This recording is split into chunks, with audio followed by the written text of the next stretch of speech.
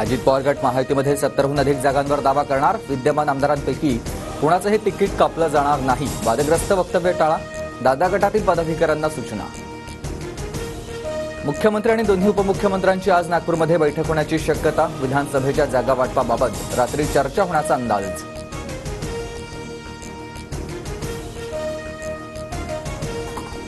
जागा वाटपावर महाविकास आघाडीची आज आणि उद्या बैठक. मुंबईतील 36 जागांवर लवकर तोडगा काढण्यावर खलबतं. मुंबईतील 6 ते 7 जागांवर तिढा. मेरिटनुसार जागा वाटप बैठकीत चर्चा झाल्याची माहिती. पुण्यात आज तिसऱ्या आघाडीची पुन्हा बैठक. संभाजीराजे छत्रपती, बच्चू कडू, राजू शेट्टींची एकत्रित बैठक. विधानसभा निवडणुकीत तिसरी आघाडी उमेदवार देणार असल्याची माहिती. मुख्यमंत्री उपमुख्यमंत्री आज बुलढाणा दौऱ्यावर. शिवरायांच्या स्मारकासह इतर 26 स्मारकांचं लोकार्पण करणार. दौऱ्याआधीच लोकशाही विरुद्ध हुकुमशाही असलेले बॅनर.